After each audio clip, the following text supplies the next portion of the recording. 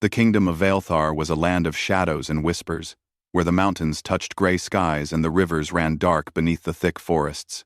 Its people lived in fear of many things: the harsh winters, the sudden raids from distant enemies, and above all, the will of their ruler. The Alpha King, known to all as Lord Kale, was a man of unmatched power. His presence alone could silence a hall of nobles. His rule was strict, his judgments sharp, and his anger something no one dared face. Yet among all his strength and terror, Kale harbored a deep irritation his mate. She was called Queen Leora, though few used her name, for her silence was the most remarkable thing about her. She spoke almost never, and her quietness in the court had made her the subject of endless rumors. Some nobles whispered that she was weak. Others believed she was cruel, hiding some secret behind her calm eyes. Kale, however, despised her because he could not understand her. She seemed indifferent to the world, indifferent to him, and that was intolerable to a man who demanded control over all things. In the great hall of the palace, Kale often watched her move like a shadow. She never raised her voice, even when insults were thrown, or when nobles bowed only to curry favor with the king. Her silence, he believed, was arrogance or perhaps cowardice. And yet, there was something unsettling about her stillness, something that gnawed at him without his permission. Leora had arrived at the palace many years ago under circumstances whispered only in hidden corridors. As a child, she had been cursed by a wandering witch, a cruel spell that bound her voice whenever she faced those in power. The curse had marked her life, forcing her into silence before kings, lords, and even strangers. She had learned to speak only in secret or to the suffering who could not harm her. And though Kale did not know this, her quiet nature was never a choice of arrogance. It was survival.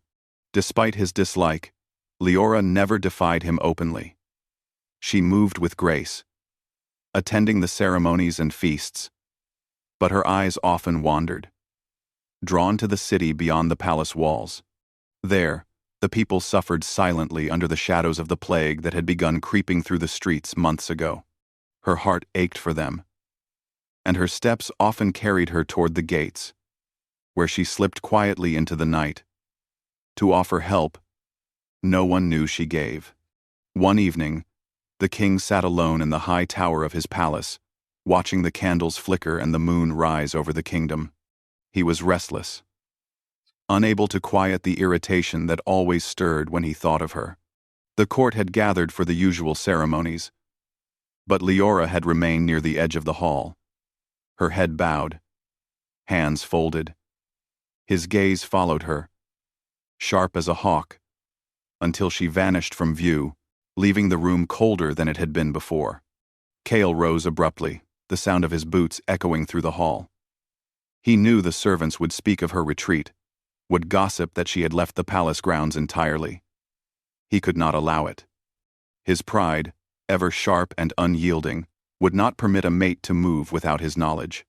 He ordered 2 guards to follow her, their shadows slipping into the darkness of the night as he waited in the tower, impatient and uncertain. Hours passed, the moon climbing higher into the sky. The wind carried the faint scent of smoke and herbs, strange to him but oddly familiar to her. He did not see her, nor hear her voice. And yet, somewhere deep inside, a spark of curiosity had ignited a dangerous curiosity, because Kale had never wanted to understand anything he could not control. Meanwhile, Leora moved through the streets of Vaelthar like a ghost. Her steps were silent, her presence unnoticed, yet her heart burned with purpose. She visited the sick first, touching their foreheads, pressing her hands gently against their chests. She whispered prayers in a language only the spirits might understand, and her eyes glimmered with something more powerful than words, a quiet, healing force. The people looked at her, some frightened, some amazed, but all felt a strange comfort in her presence. No one questioned her, for she seemed not of this world. And in truth, perhaps she was not. A young boy with fevered cheeks clutched her robes, his tiny voice barely a whisper. Leora knelt beside him, her fingers brushing over his skin. She hummed softly, a sound carried by the wind rather than the tongue. Within moments, the boy's breathing steadied, and a smile spread across his pale face.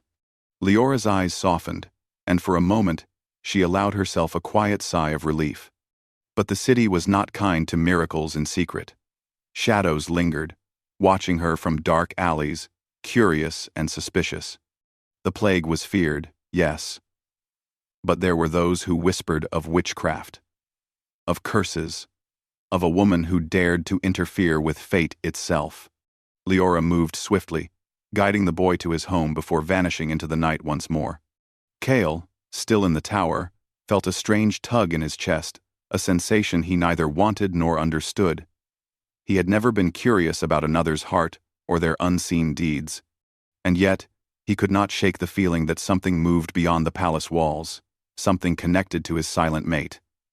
He ordered the guards to return, frustrated when they admitted they had lost her trail. The king's anger surged. How dare she move through his kingdom without his knowledge? How dare she act independently, as if she held power he had not granted her?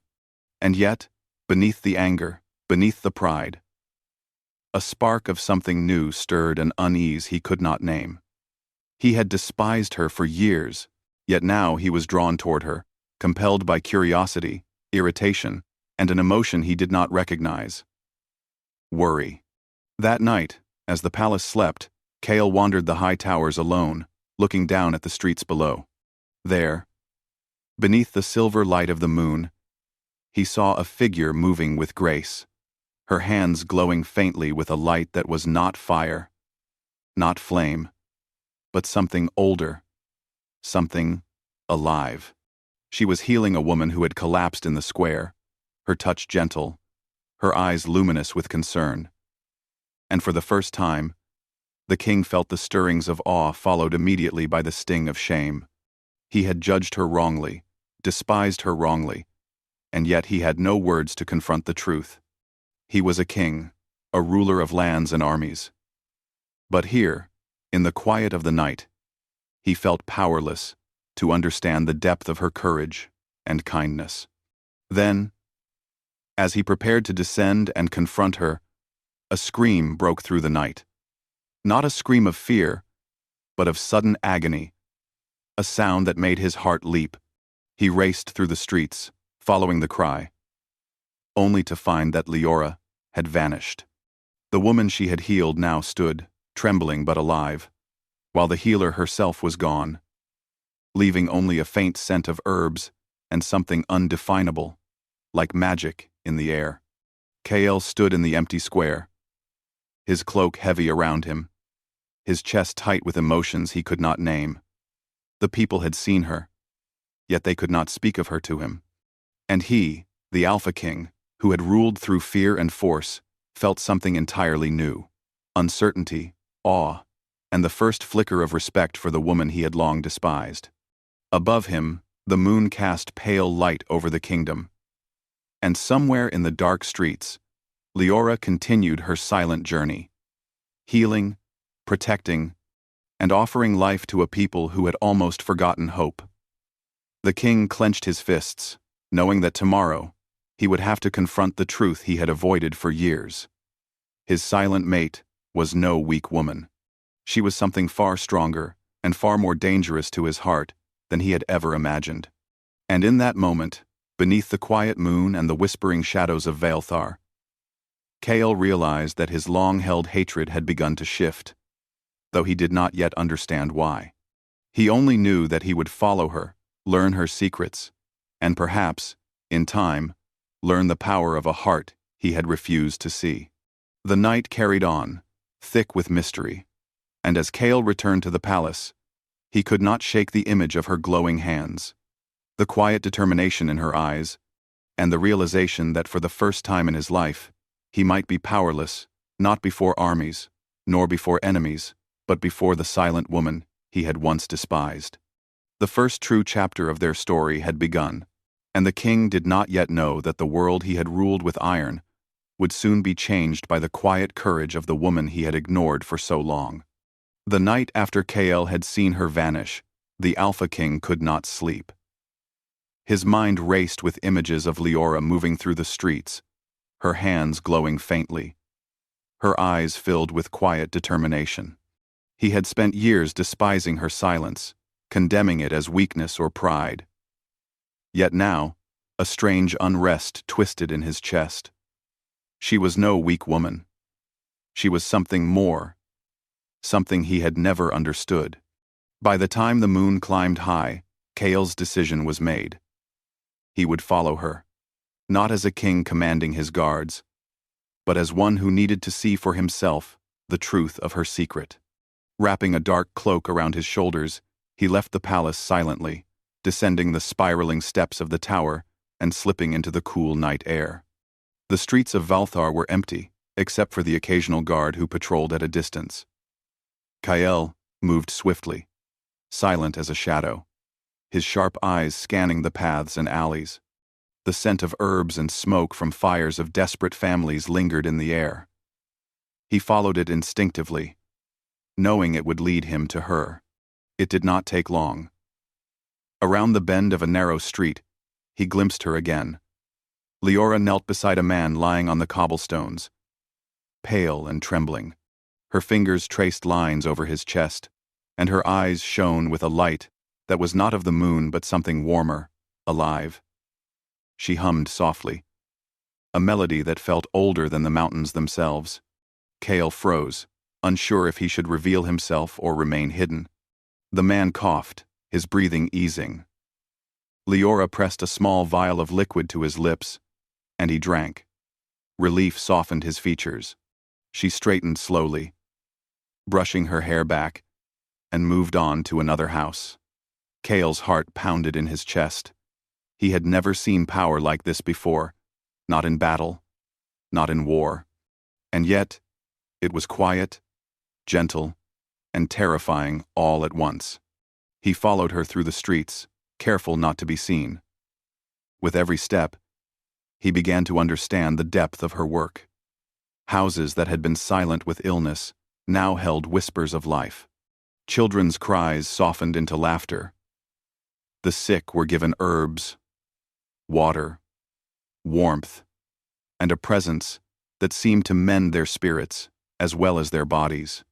Leora worked tirelessly, never asking for gratitude, never speaking a word, yet leaving hope in her wake.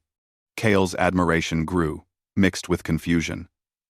He had ruled his kingdom through fear and force, yet here was a woman who healed with patience, with care, and with courage that he could not match. His chest tightened not with anger now, but with something that frightened him. Respect? Fear? Perhaps even longing. He could not name it, but he knew it was dangerous to feel. As she moved deeper into the city, Kael noticed something strange. People watched her, some with fear, some with wonder. A few whispered, their voices trembling. "The Queen, the healer," others muttered, while some crossed themselves, believing her a witch sent by the gods. Kael's eyes narrowed. The nobles would never tolerate such acts if they knew, and yet here she moved freely, silently challenging the judgments of the powerful with each step. Then, a sudden cry broke the calm of the night. A young woman had collapsed, clutching her stomach, her eyes wide with pain. Leora rushed to her side, kneeling, her hands glowing faintly as she pressed them to the woman's skin. The glow spread, gentle and steady, and the woman's breathing eased. Kael stepped closer, unable to stop himself.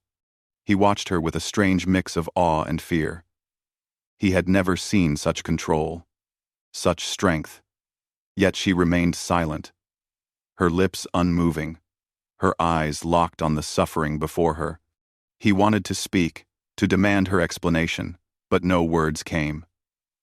Her silence seemed to hold a power greater than his own voice. Suddenly, the woman's brother appeared, a tall man with suspicion in his eyes. "Who are you? What are you doing to my sister?" he demanded. Leora did not answer, only pressed her hands gently to the woman's forehead. The man recoiled, anger and fear twisting his face, yet he could not move her. It was as if her calm presence anchored the chaos around them. Kale stepped forward from the shadows. "Leave her be," he said, his voice steady, commanding. The man froze, recognition dawning that he spoke not to another commoner, but to the Alpha King himself. Fear overcame his anger, and he fell to his knees, bowing quickly. Leora did not look up. She did not need to. Kale's authority, combined with her quiet power, held the night still. For a moment, they were alone in the square. Kale studied her closely, the glow of her hands fading as she stepped back from the woman she had healed. Her eyes met his briefly, and in them, he saw both fear and strength, a depth of emotion he had never imagined. His chest tightened again, and he realized he had been wrong, terribly wrong, to despise her. But then, something happened that made his heart leap with terror. Leora suddenly clutched her chest, her body trembling. She stumbled, and for the first time, Kale saw vulnerability in her. A crack in the armor of silence and strength she had built around herself. Without thinking, he rushed forward, catching her before she fell. She looked at him, her eyes wide, and though she did not speak, he felt the urgency, the warning, and the truth of her suffering. His mind raced. Was it exhaustion from her endless work? Or something more sinister, something magical?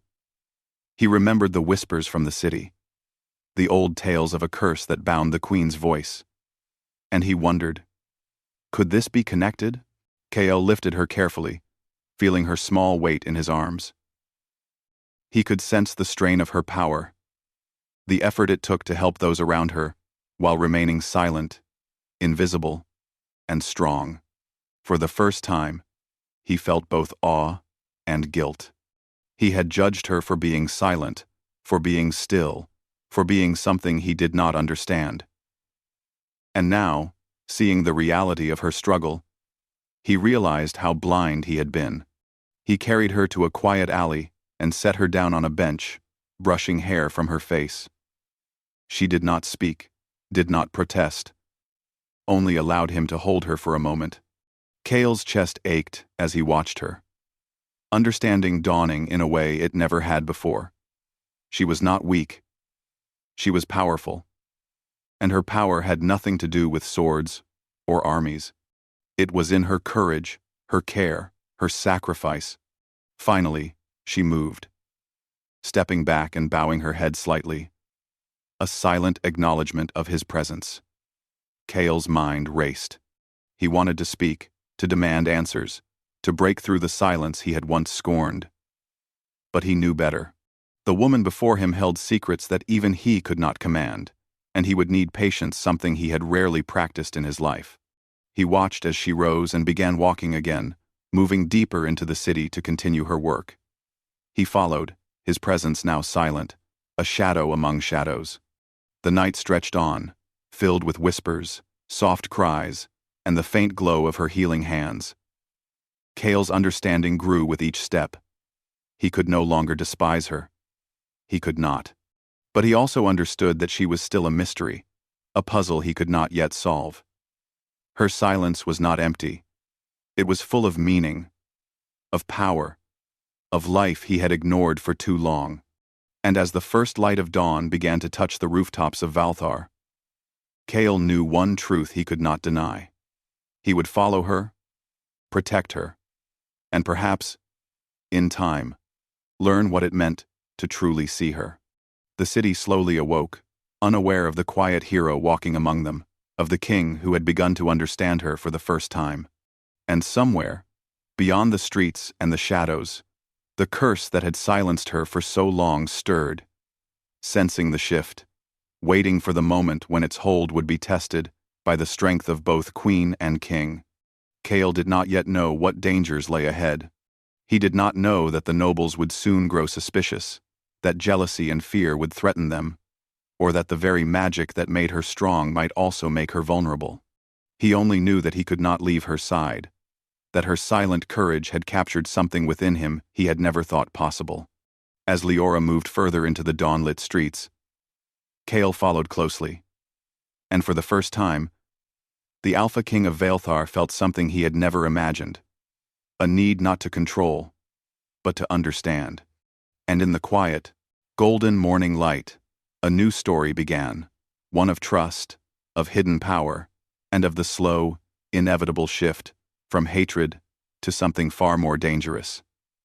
Admiration, and perhaps, one day, love. The morning sun rose over Vaelthar, casting a pale golden light over the stone towers and cobbled streets. The city stirred, unaware of the silent war of judgment and care that had passed through its streets during the night. But within the palace, tension was already building. Word of Queen Leora's actions had begun to spread, whispers reaching the ears of nobles who saw her quiet influence as a threat to their own power. Kale stood in the great hall, his cloak heavy on his shoulders, his eyes scanning the room.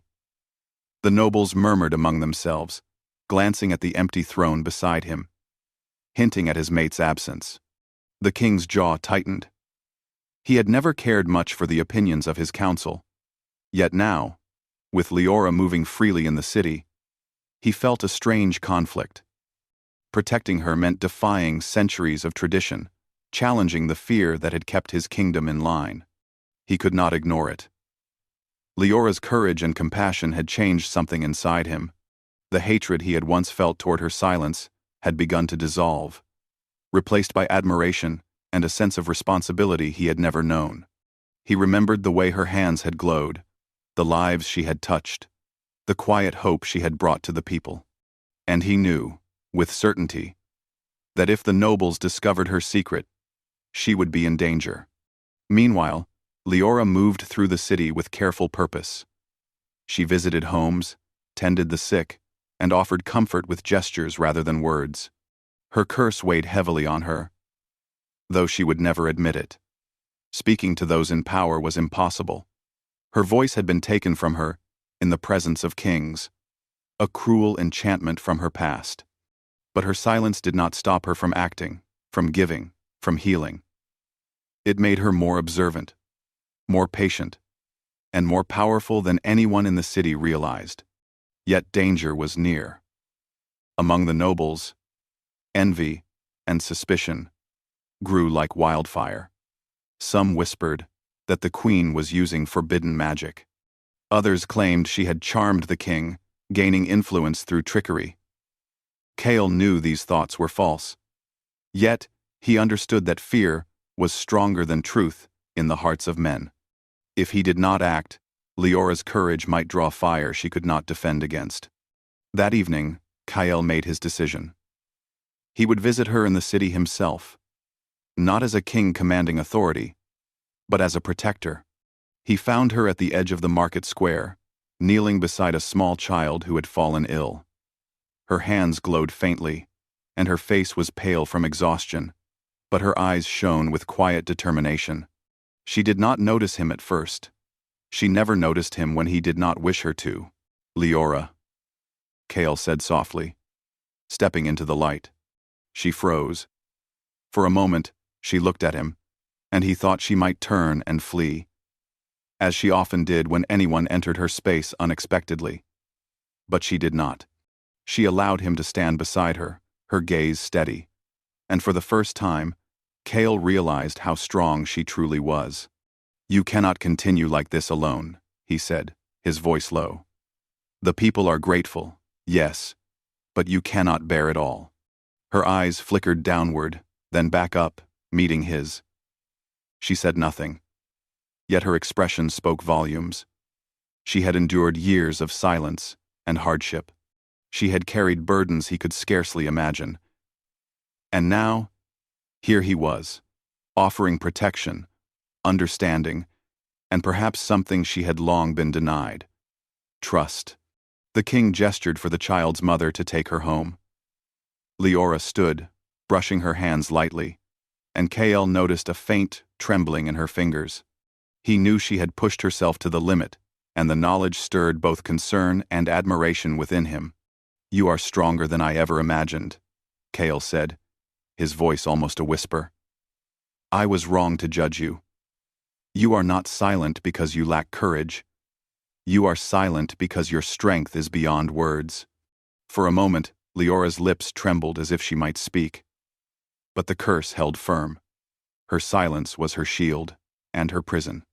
And yet, Kael felt her gratitude, her relief, and her trust in a way words could never convey. The city's quiet streets seemed to hold their breath as they stood together.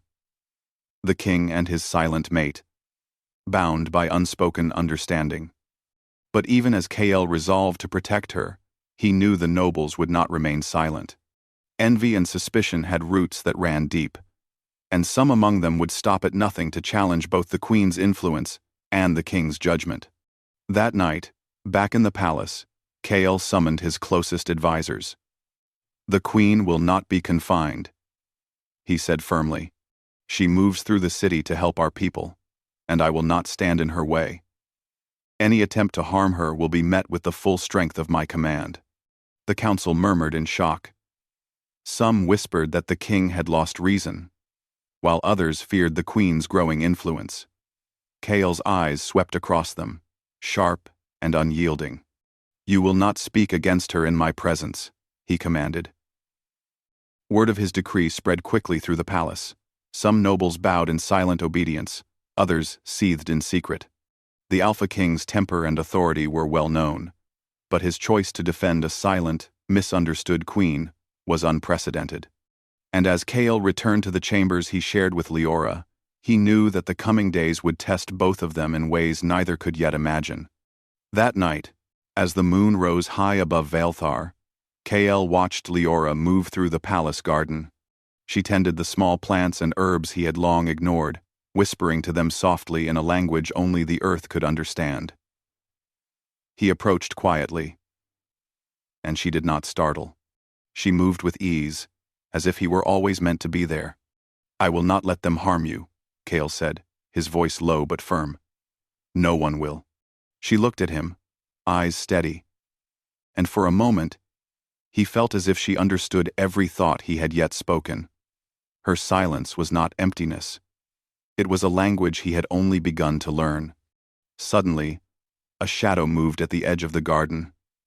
Kael's hand went to the sword at his side. A figure stepped forward, hooded and deliberate. The presence was unfamiliar, yet the intent was clear. Someone had been watching, waiting, perhaps plotting. Kael stepped between Leora and the intruder, his eyes narrowing. "Speak," he demanded. The figure hesitated, then bowed slightly. "I am a messenger," a quiet voice said. "The nobles. They grow restless. They do not trust the queen's power, and they seek to challenge it. You must beware, Alpha King. Her life, your life, are both in danger." Kael's jaw tightened. He had known envy and suspicion, but hearing it confirmed brought a cold, sharp fear. Leora remained calm, though he could see the tension in her posture. Even without words, he felt the weight of her resolve. She would not flee. She would not beg. Yet he knew she was vulnerable in ways he could now protect. The messenger disappeared as quickly as he had come, leaving Kael and Leora alone under the moonlight. The king looked down at her, and something shifted in his chest, a deep, unyielding need to shield her, to stand beside her, and to face whatever threats awaited them. "You are not alone," he said softly. "Not anymore. I will guard you. I will defend you. And I will not let anyone diminish what you have built." Leora's eyes met his, and though her lips did not move, Kael felt a connection that transcended words.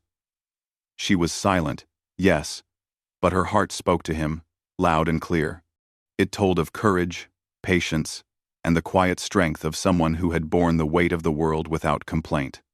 And Kael knew, for the first time, that he had underestimated her, not because she lacked power, but because he had failed to see the measure of a strength that could heal, protect, and inspire without ever uttering a single word. The first true test would come soon. The nobles' envy was growing, and with their whispers came plots and schemes that would threaten not only Leora, but the balance of the kingdom itself.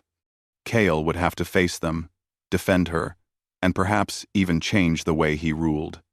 But as he stood in the quiet garden, watching the queen of his heart move among the herbs and shadows, he realized something even more profound. Her silence was no longer a barrier. It was a gift, a power that bound them together in ways that words could never achieve. And as the first light of dawn touched the palace towers, he made a silent promise to protect her, to honor her, and to face whatever storms the world might bring. Side by side, the kingdom of Valthar was about to witness a change. One born not from fear, but from the quiet courage of a silent queen, and the Alpha King, who had finally begun to understand her. And somewhere, beyond the walls of the palace, the curse that had bound her voice stirred, sensing the shift, waiting for the moment when its power would be tested by the strength of both queen and king. The real challenge was yet to come, and the Alpha King knew that the path ahead would demand not only courage but trust and the willingness to face truths that could shatter even the strongest hearts. The palace of Valthar seemed quieter than usual that morning. Yet beneath its silent halls, tension twisted like a coiled serpent. The nobles had gathered, their whispers sharp and restless, their glances toward Queen Leora full of suspicion and envy. They questioned her power, her influence, and her very presence. Some called her a witch. Others said she had bewitched the king. Kael, the Alpha King, entered the great hall with measured steps, his cloak heavy but his gaze steady. He could feel the tension pressing against him, but he did not falter. For months, he had observed her, followed her, and begun to understand the true strength behind her silence.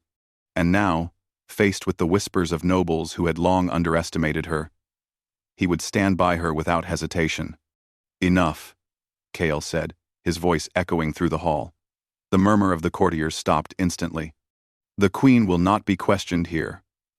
Her work has saved countless lives, and her silence is no weakness. She is my mate, and she has my protection." Some nobles gasped, others frowned, and a few bowed quickly, fearful of his anger. But there were those who smoldered with resentment, unwilling to accept the king's judgment. Kael ignored them. His eyes, sharp and unwavering, were fixed on Leora, who stood silently beside him. Her calm presence seemed to fill the room, and for the first time, many of the courtiers felt the weight of her power. Leora's hands rested lightly at her sides, her posture serene but unyielding. Though she did not speak, her silence carried authority. Kael understood that the curse that had silenced her voice was not her weakness but her strength, and he had begun to see its power not just in healing, but in commanding respect through presence alone. The whispers in the hall began again, more daring this time. One older noble, his voice trembling with both fear and envy, stepped forward. "Sire, if I may speak. This queen, she moves among the people without our knowledge. She uses strange herbs and chants we do not understand. Who can guarantee that her work is safe, that her magic is not dangerous?" Kael's eyes narrowed. He could feel the heat of his anger rising, but he held it back, knowing that any display of fury here would be wasted. Instead, he spoke with calm, unshakable authority. "I guarantee it. She has saved lives that you could not. She has healed my people, while you sat in your halls judging her. Do not mistake silence for weakness. She has the strength that your arrogance will never match." The noble's face paled, and he retreated, muttering under his breath. Other courtiers glanced nervously at one another. The tension in the hall remained, but the king's declaration had shifted the balance. Leora, silent but unbowed, had become a force the nobles could not ignore. Kael turned to her, and though she did not speak, He saw the faintest of smiles on her lips. He knew she understood the gesture, the acknowledgement of the struggle she had endured alone for so long. His respect and admiration for her had deepened into something far stronger, something that stirred in his chest like a flame long kept in shadow. Yet, even in this moment of triumph, danger was not gone. The curse that had silenced Leora had lain dormant, waiting for a moment when her power and influence would grow. It stirred now, sensing her strength, testing her resilience, whispering threats only she could feel. She shivered slightly. Not from fear, but from the pressure of unseen forces pressing against her very being. Kale noticed immediately. He stepped closer, placing a firm, protective hand at her back. "You are not alone," he said quietly. "Whatever comes, we will face it together." Leora's eyes met his, steady and unwavering, and Kale felt the bond between them strengthen. Her silence spoke volumes. Trust, courage, and a willingness to share her strength with him now, not as a hidden protector of the people, but as his partner in every sense. Suddenly, the hall grew colder. A faint ripple of shadows moved across the walls, and a strange wind whispered through the chamber. The nobles recoiled, sensing something unnatural, but none dared speak. Kale's gaze swept across the room, alert and ready. Leora took a step forward, her hands lifting slightly, fingers glowing faintly as if touched by the light of the moon. The curse, sensing challenge, had awakened. It manifested as a pressure around her, a weight she had not felt in years. Her knees bent slightly under its force, yet she did not fall. Kale moved swiftly, stepping before her, sword in hand, his body shielding her as much as his presence could. "You are stronger than this," Kale whispered, though it was not only her he spoke to, but the force that sought to control her. Not alone, never alone. The shadows recoiled at his defiance, the air around them shifting, as if testing his resolve. Leora's hands glowed brighter, the light flowing through her in waves that seemed to push back the dark pressure. She still could not speak. Yet Kale felt her determination, her courage, and her will intertwined with his own. Together, they faced the curse. Kyle held her steady, his own strength complementing hers, his presence anchoring her in a way no magic could break. Slowly, the shadows receded, the invisible force dissipating like mist in the morning sun. Leora stood tall, unbowed, her glow fading to a gentle warmth that seemed to radiate hope rather than power. The hall was silent, the nobles frozen in awe and fear. Even those who had doubted her now looked upon her with new eyes.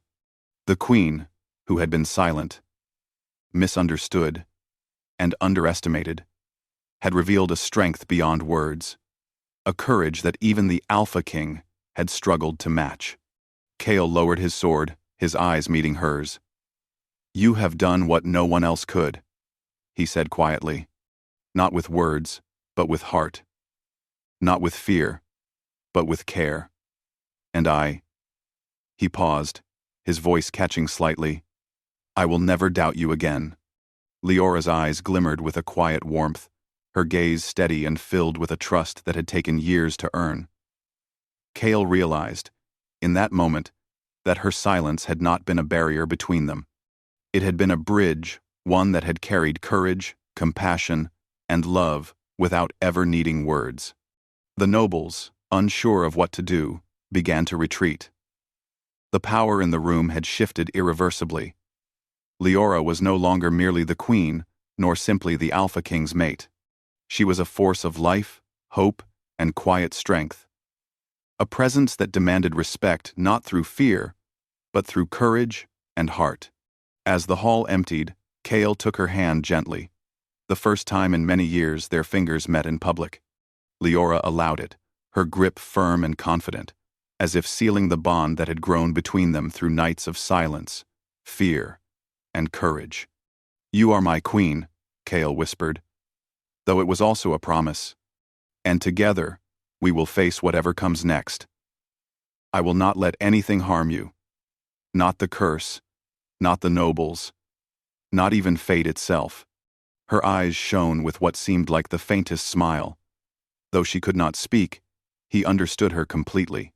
She had always been strong, always been brave, and now, with his protection and trust, she would never have to face the world alone again. The sun rose higher, spilling light across the palace, illuminating a kingdom that had witnessed the quiet triumph of its queen. Outside, the streets of Valthar would see her walking freely, healing, protecting, and inspiring the people. And the Alpha King would walk beside her, not as a ruler standing above her, but as a partner standing with her. For the first time, the people of Valthar saw the king and queen united not through fear, but through courage, compassion, and mutual respect. And somewhere deep in the shadows, the last remnants of the curse trembled, unable to withstand the bond that had formed between them, powerless against the strength of a queen who had been silent for too long, and the king who had finally learned to see her. The city, the palace, and the kingdom would never be the same. Not because of swords, or fear, or war, but because of a silent woman who healed with heart, and a king who learned to follow courage rather than judgment.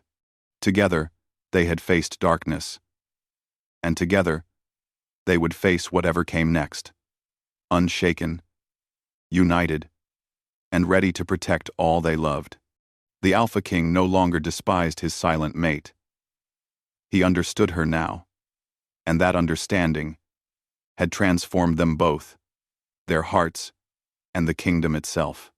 And in the quiet of that morning, beneath the rising sun, a story that had begun in silence ended in strength, hope, and the first whispers of love that required no words at all.